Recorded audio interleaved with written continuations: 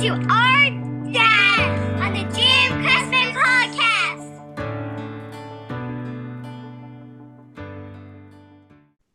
With me on the podcast today, Brooklyn-born, currently residing in Nashville, Tennessee, Gramps Morgan. Gramps, welcome to the podcast. Thank you, Jim. Thanks for having me.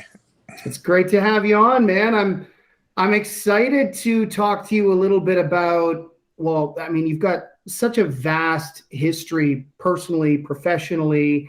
Obviously, your background with Morgan Heritage, 2 Grammy nominations. You've been solo as an artist since 2009, toured with John Legend. You got a collaboration with Shaggy on the latest record. Yes. You've done some pretty amazing stuff, man. How does it feel? Just getting started.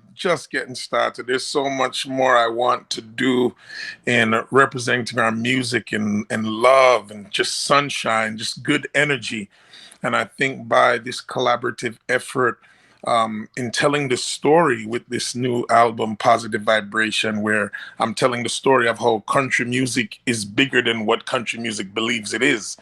And it's, you know, you go to places in Africa and the Caribbean, in Europe, and people love country music.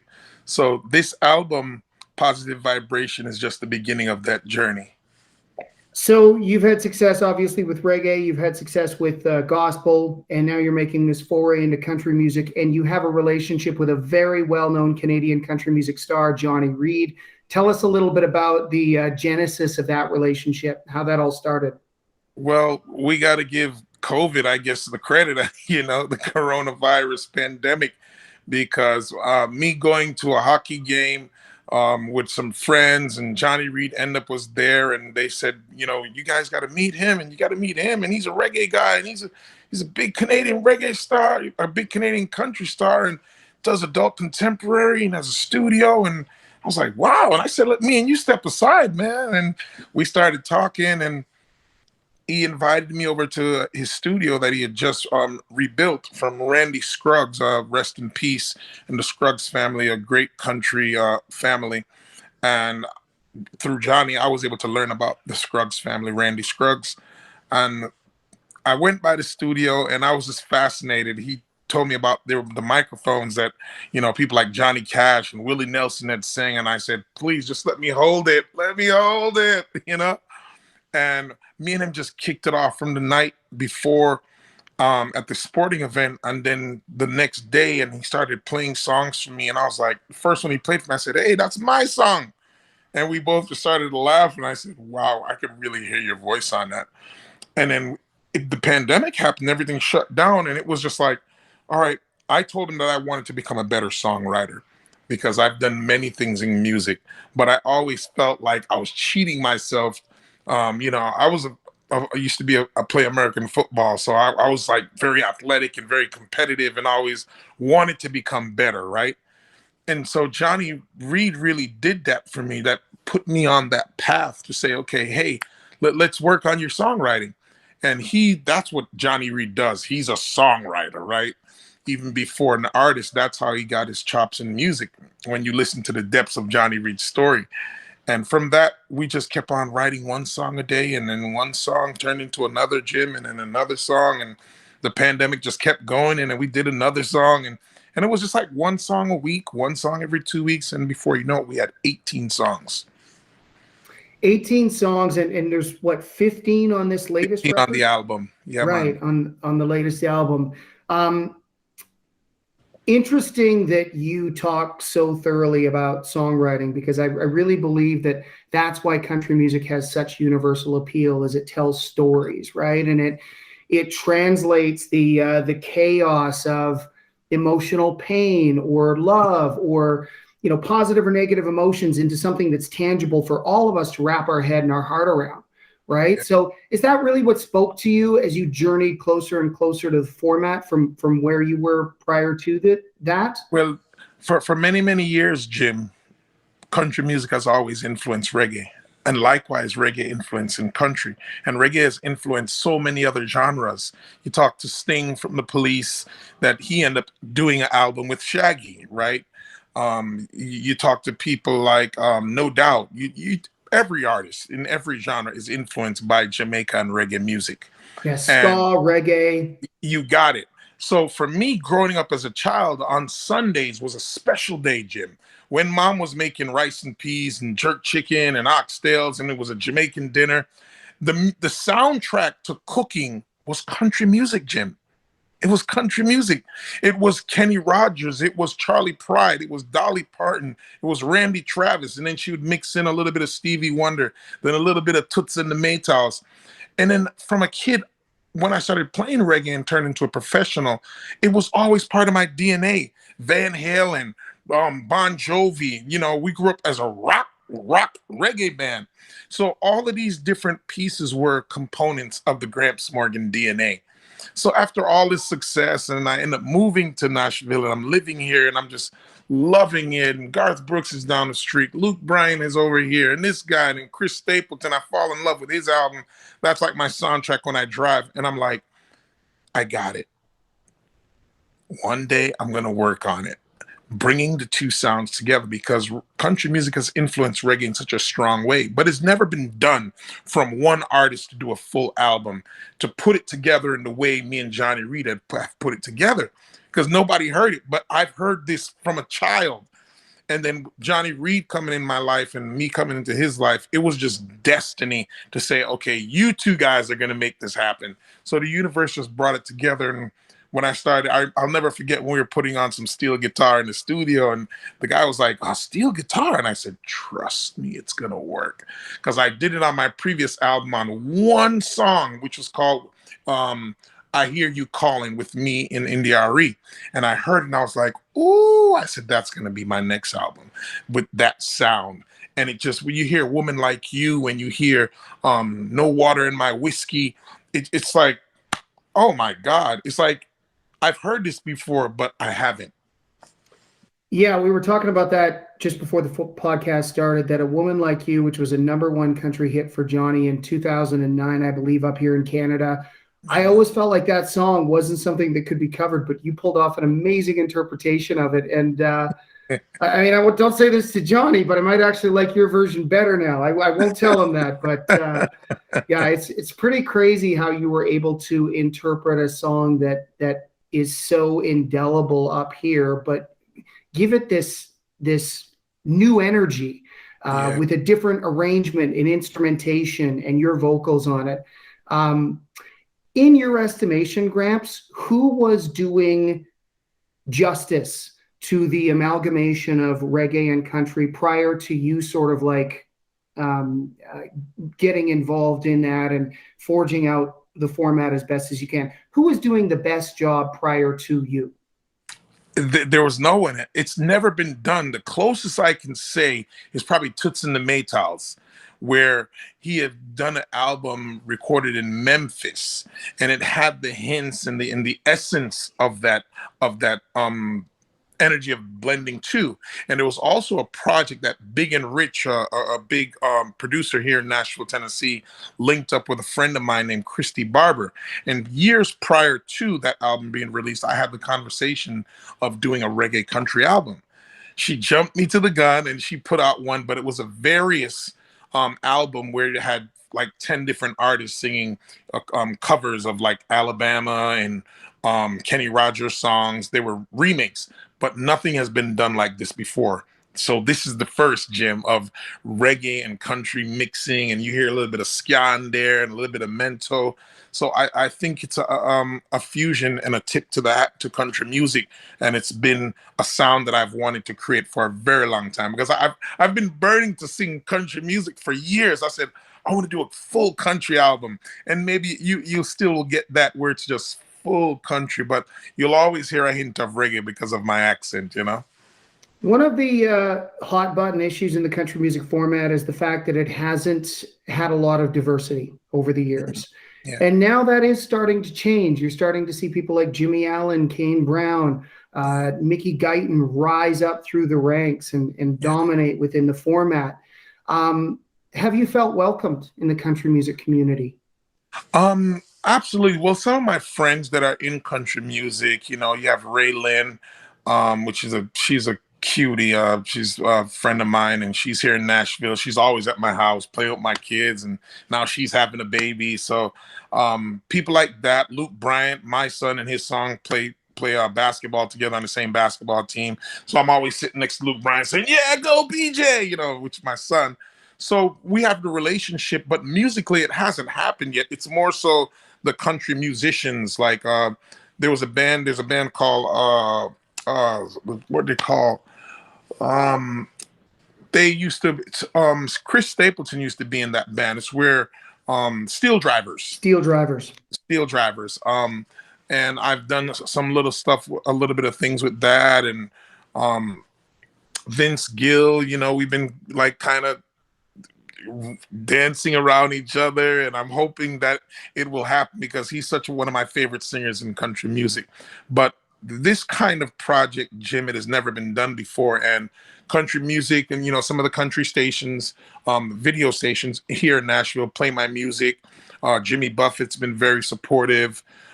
Kenny Chesney as his radio station on Sirius XM radio, they've been supporting and giving me a couple of spins, but it hasn't really been a thing where, if you notice, there's not a lot of country artists on the album at all, right? But the country musicians, the industry is very on there.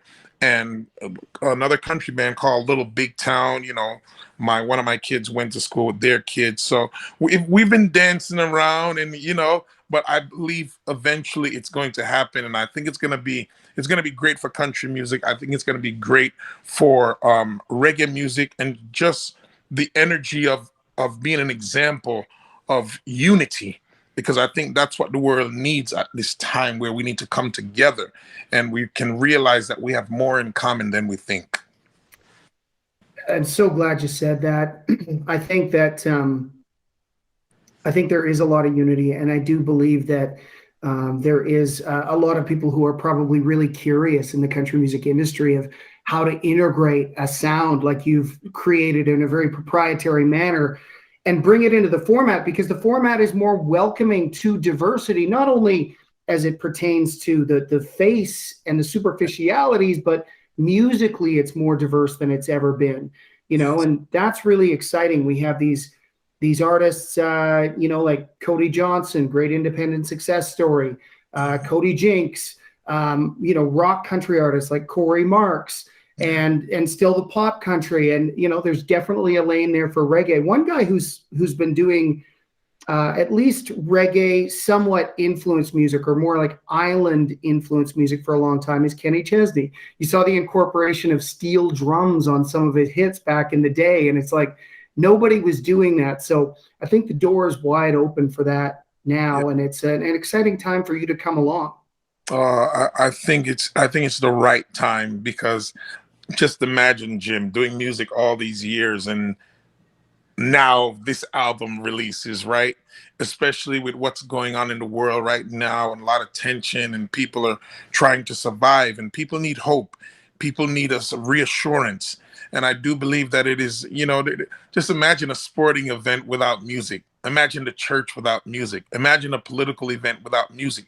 So I do believe that we as artists have a responsibility to society to help them move along, to encourage them, to uplift them. So, when this album came about, me and Johnny just saw it as a ray of sunshine to really say, hey, man, it's going to be all right. Just hang on. We're going to get through this. And most of all, most important, let's get through this together. Well, Johnny realized very early, and I used to, full disclosure, I used to work with Johnny. I was his agent at one point up here in Canada. What? And yeah, I did. I worked with him from about 2004 to about 2012. Wow. And yeah, we're still friends. We don't do business together as much anymore, but we're still buddies. He's just a great guy. But one of the things that Johnny captured early, and I feel like you're on the same wavelength, is that for many people, music is their drug of choice. Yes. And music is where they turn when they need to shift their countenance, when they need to change their state, when they need to either embrace heartache or bring sunshine back to their soul. And as soon as I listened to your record, I got it. I'm like, that is what Gramps seems to stand for. Yes, sir. You got it, Jim. That's amazing. Wow, you hit me in the chest there, because and it shows that you are, kindred spirit like Johnny Reed, because to listen to the not everyone will listen to the album and get that right away. And what I'm trying to convey to the massive that listen to music, but it's to be their soundtrack, Jim. To be that thing where you can just push in and had a hard day of work and you got an hour drive and it's probably going to be traffic, and you got this album in the CD player on your iPad. You're just going to say, hey, push play, positive vibration. I got an hour drive, I'll be fine. And that's what I want my music to be. And music is a great unifier. That's the other thing that I think we forget is, when you attend a live show and you watch people moving in sync with the beat and reciting the lyrics of their favorite song, they're not looking at each other going, I wonder if that guy's a Republican. I wonder if he's a Democrat. Like politics almost needs to, by virtue of its business model, keep us divided. But Yes. music and art really in general, is the great unifier. It's the thing that dissolves borders and differences and allows us to just enjoy something together. And Yes. it's why I think, and I'm interested to get your perspective on this, it's why I think sometimes we have to be very aware of the messaging we have in music and decide when we want to integrate political philosophies in it, or just let people enjoy themselves, right? Because some people are listening to music to get a break from politics. And, I'm not saying that there aren't great examples of art upholding social justice initiatives that need to be perpetuated, but sometimes it's got to just be about the light. Yep. Yep. I totally agree with you. And I matured into that, and meeting Johnny at this time in my life just made that more concrete, because like you said, some people sometimes want to experience escapism, right? They just want to escape. They want to listen to music and escape. They want to go to the movie theater and escape. So the arts are very important in that sense, where people should just want, when they listen to it, just take me to that place where I'm going to take you. You not necessarily have to fly Air Canada next week, but come fly Air Gramps and I'll take you to positive vibration. So let me bring the islands to you. So that's what I wanted to create, like this sense of escapism and comfort and love and light. Yeah, well, you've done a great job at conveying that, and Thank you, Jim. it's pretty amazing. Let's talk a little bit about your personal life. You grew up in an unusually large family. I read Yes. on Wikipedia, which I didn't do all my research on Wikipedia, but it sometimes can be somewhat reliable, that Yeah. you had, is it 29 siblings? 29 siblings. Oh, yes. That is wild. So Why? all biological, or All were there foster biological. kids? Same father, one father, different several mothers. I think it's 6 mothers between all the children, and one mother had 15, so she's special. So we grew up, Jim, where it was just a talent show every day. I had a brother that danced exactly like Michael Jackson. I mean, one day when people see those home videos, when we had the camcorder, I don't know if you remember those days, Of but course. we still have those tapes, man. When you push that tape in the side there, and we're trying to convert some of those things to kind of let people see the richness of our family, of a man that came to the United States with $100 in his pocket to make life. And I always tell my dad that you're the great immigrant stories, and that people need to hear the story where immigrants can keep hope. And that's what makes North America so great, is it's the people. Because sometimes, institutions and all those other things can let you down, but the people that have built this country, they come from overseas, and that's what makes North America great, that you can come from Yes. anywhere in the world and find a job and take care of your family. So I'm not an North America basher, because I've seen what it has done for my dad, and gave me a life, right? Because my dad came from Jamaica, where there was a lack of opportunity, and it was rough, and he came to this country and made something out of nothing. And here's Gramps Morgan. And it's the pursuit of happiness combined with the liberty and freedom to pursue a passion and something that fills your soul that I think makes the Western world so appealing for so many immigrants. And I worry sometimes as we work towards, I don't worry about equality of opportunity. Anybody with any sense is down for equality of opportunity. But when we start gunning for equality of outcome and we start tearing down meritocracies and institutions that have worked, a lot of times what ends up happening, and I'm not saying that people who are calling for these things aren't well intentioned, I think they are, but we actually ruin the very thing that makes us great. Like a lot of immigrants come to North America, Canada, the United States because they just want to take care of their family, pursue their passion, and drive their efforts towards a dream. Yes. And we have to be careful that we don't give that up in the name of something that we think is virtuous. Yes. Brilliantly said. Brilliantly said. Well, thank you. And you have 11 children yourself. So do you have talent shows going on in your household today? Not Remind yet. You a little bit of your kid? Not yet. And my tribe has increased a little more since I guess that number was on Wikipedia. But we what we love to do as a family is we love to barbecue, right? I bring the jerk chicken. I have my own jerk sauce, and I have my own cannabis company, which is more CBD that was created for my son. So I stay busy. That's another story for another time. But that's what we love to do is cook together in the kitchen, and we go to the movies. And I don't know if they have it in Canada, but there are a couple companies where you can go and just jump up and down and do on these swings. My kids love that place, so they all have memberships to these jump places. I think they have trampolines and obstacles and sort of like a ninja warrior training. That's camp. Correct. Yeah, that's correct. Totally. So that's one of our biggest things, and it's great exercise for me because I can't, run like I used to, but I'm still pretty strong. But it gives me great cardio, and exercise is one of the biggest things for my family. My wife is also Canadian. She's from Regina, Saskatchewan. Love it. Yeah, so Dr. Annabelle is her name.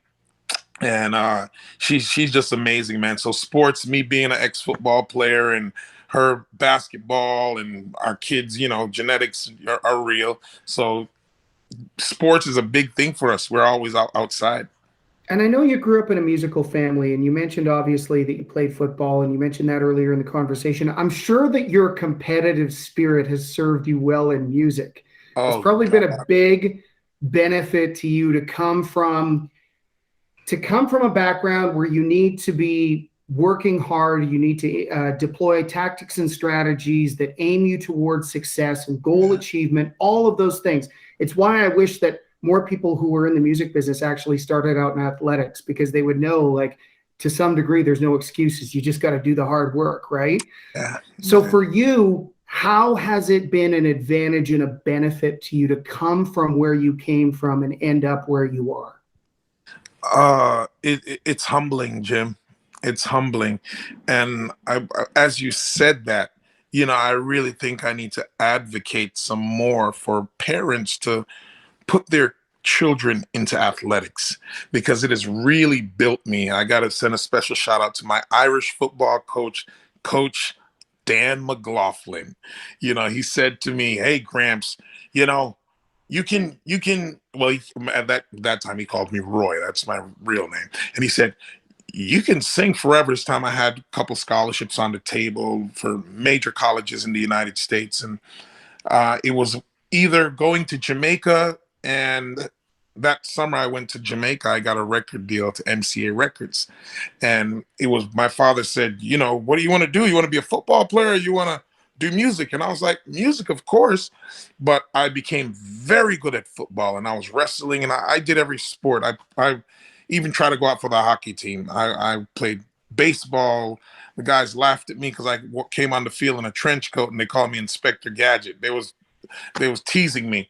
But I believe what you said is so powerful, more than what you even believe, because I've seen, we understand what it is to be first place. Yeah, number one. And kids today, you know, they're losing that in a sense, more so he's like, oh, he's teasing me, he's bothering me, or I didn't win. And you back when we were growing up, you didn't get a trophy for fourth place. You had to And work to it. participation trophies Yeah. encourage this idea of entitlement, that just for Right. showing up, you should get something. Oh, Jim. And it's not the way the world works. No, you're making them soft, and you're going to make it hard on them and make them believe that they have a sense of entitlement, because an acknowledgement trophy, no, you have to work for it. That's how I grew up. So athletics was a big part of me when I knew what it was like to lose. You have to know what it is like to lose to appreciate winning. And sports did that for me. I remember playing football and being in the pen, and it was me and another guy. And the strongest guy that rolled over the other guy was the winner. And this was my teammate.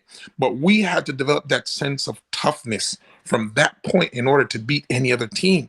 And I think athletics, I think we're onto something here, Jim, because it's really a lot of kids today, they're getting soft, so to speak. They don't have that mental toughness, because parents nowadays, they get a little baby, and it's like they're so thankful for the baby, number one, and then they baby them to the point where when they get to the real world, they're just very very sheltered, so to speak, we'll call it. But I know what being in athletics did for me. I remember climbing the rope, and you have to climb all the way to the top. I remember climbing all the way to the top of the rope in the gymnasium, and it would be like, wait a minute, we got to go all the way to the top. And some kids didn't make it. And there were some kids that made it all the way, until that is now used in the military till this day. So mental toughness is very key, and athletics was a big part of my mental toughness. It's so important in the arts. It's funny, I was having this conversation with an artist over the weekend. We had a live show in Ontario, and I referenced the story of the first bare knuckle heavyweight champion of the world, John L. Sullivan, Yes. who won that title by in the late 1800s by fighting a guy by the name of Jake Kilrain, and they fought, I believe it was on July the 8th. It was hot, and they fought somewhere in the South, Georgia or Louisiana. Wow. And that fight went on for 76 rounds in the midday heat. Whoa. And finally, John L. Sullivan was, his hand was raised as the victor.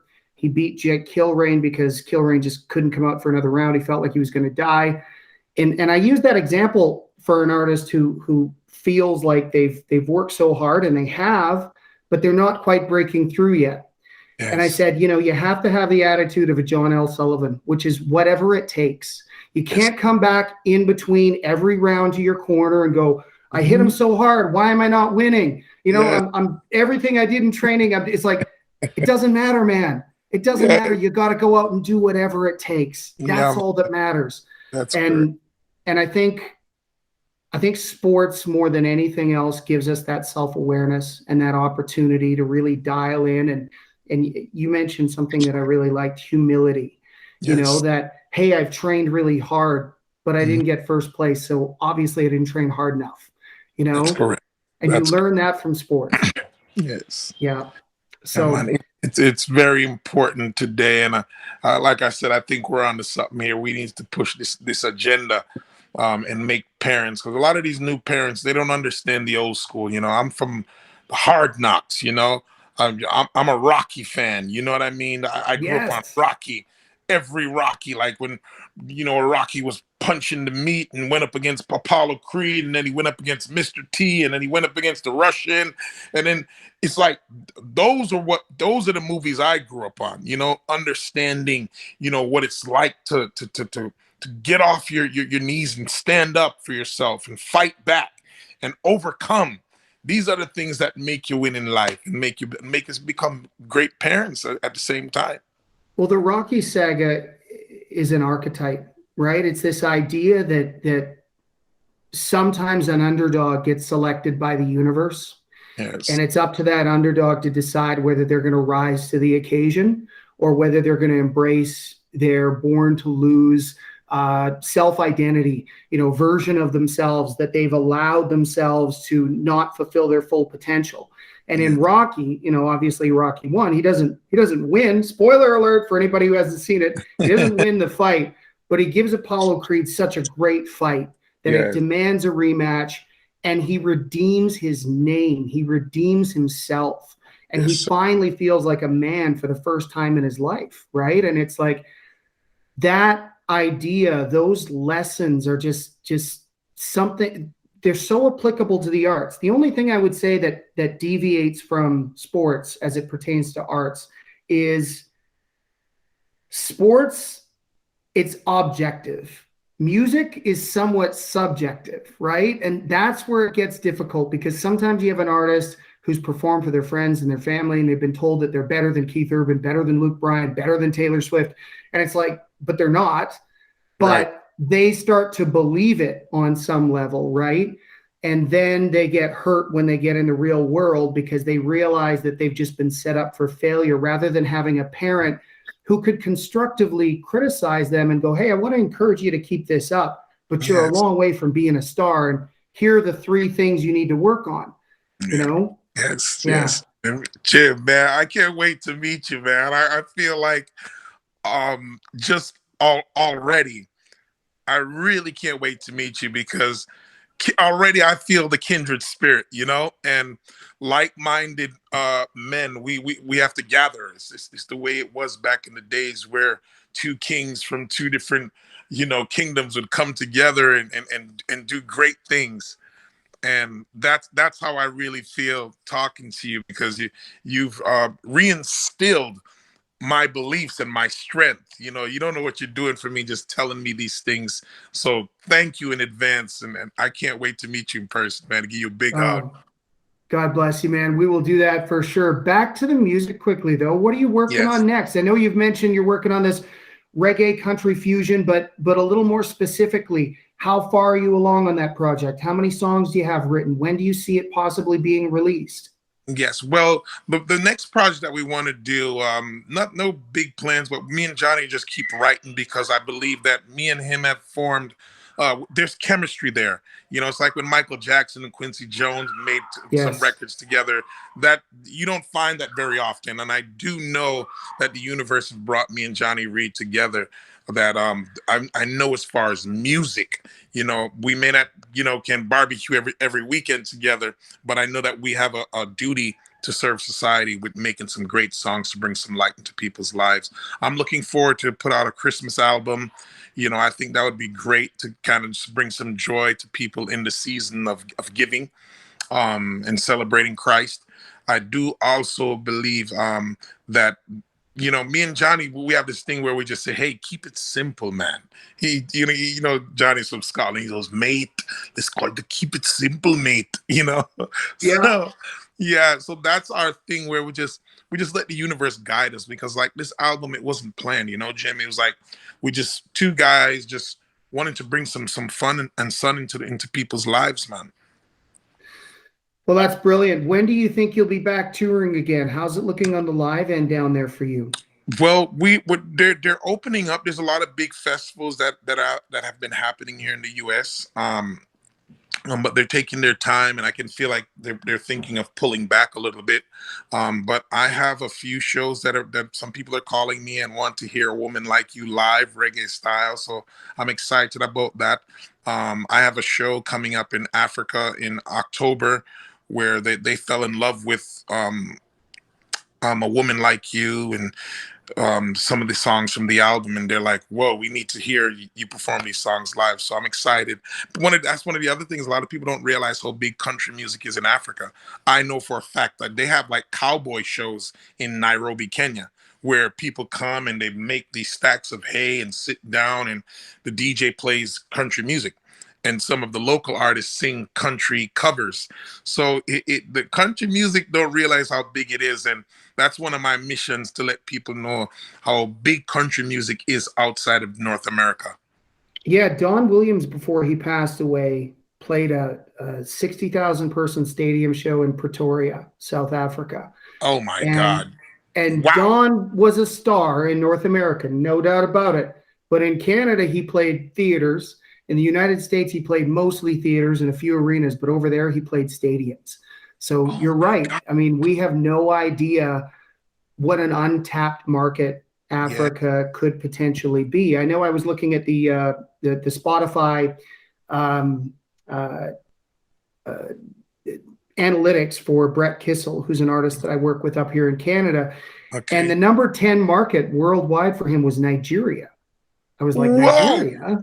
Yeah, totally. I'm like, people are listening to Brett Kissel in Nigeria, like Oh top my 10 God. markets on the planet. Now, to be fair, those smaller markets are fractions of what Canada, the United States, Australia, and Of the UK course. are. But still, to see Nigeria in there Yeah. really got me to thinking about that Don Williams story and what you just brought up. It's like, Yeah. man, there might be more potential over there for this format than we even understand at this point, because these stories, these archetypes, these emotional translations, they resonate with everybody, no matter how much melanin isn't or That's isn't in your skin, that's right? correct, sir. You got Yes. it. You got We've it. all experienced heartbreak, right? We've Yes. all experienced loss. We've all experienced joy. Oh yeah. And that's why country music is so universal, and why I'm so excited Yes. to speak to you and what you have to offer the format in terms of where it's Yes. going to go. Yes, man. Well, like you say, the great storytellings and the advice that Mama and Papa gave you, and then heartbreak and love and recovering and overcoming, all those messages are in country music, on reggae music. So I think it's going to be an explosion. I really do, Jim. Once the people like you get the word out and people give me the chance and opportunity to sing for the masses, I'm going to do my job as best as I can. But you really touched on something there where people we all experience that same thing. And I just remember listening to The Gambler when Kenny Rogers came to Jamaica, and he was singing The Gambler, which was huge.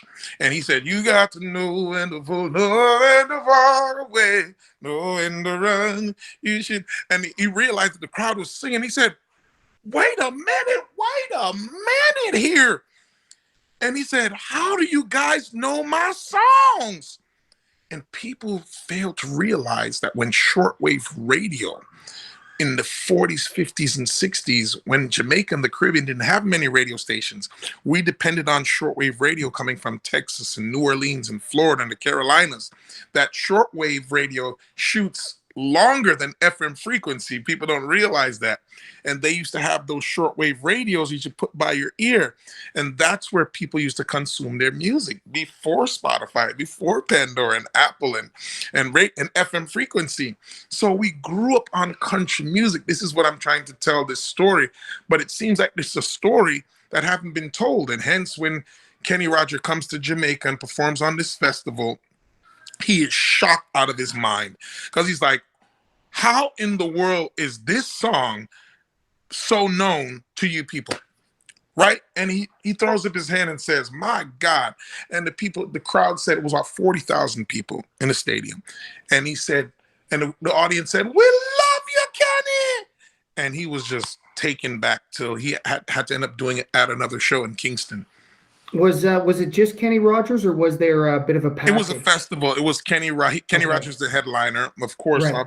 There's a huge festival in Jamaica, which is a jazz festival, and they always bring the top acts. Like, we brought Celine Dion to Jamaica, and she was shocked. You know, she had a residency in Las Vegas, and they flew her on a private jet straight in, flew in that morning, and flew back out that night just to do that show in Montego Bay that night. And I mean, when I tell you pandemonium, I mean, police car, it was like the president of the United States was in the island. It was that kind of pandemonium.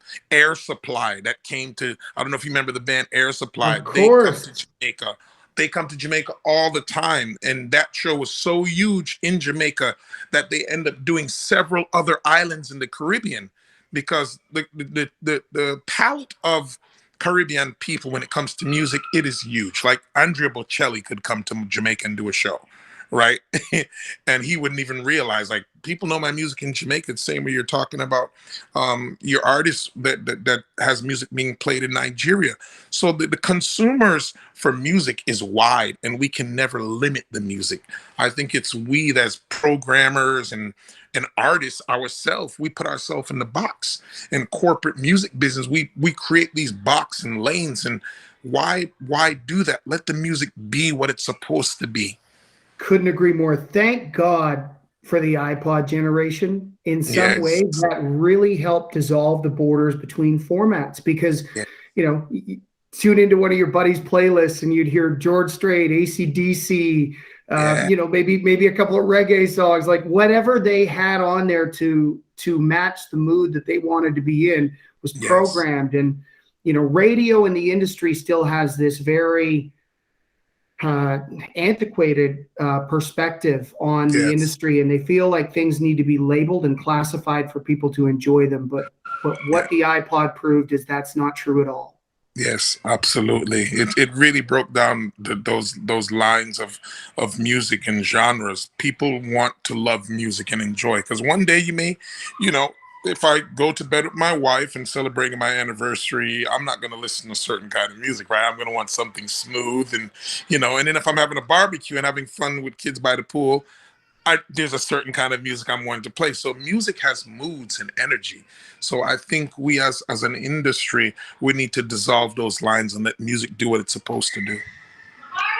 Gramps, I can't think of a better way to wrap up this podcast than what you just said.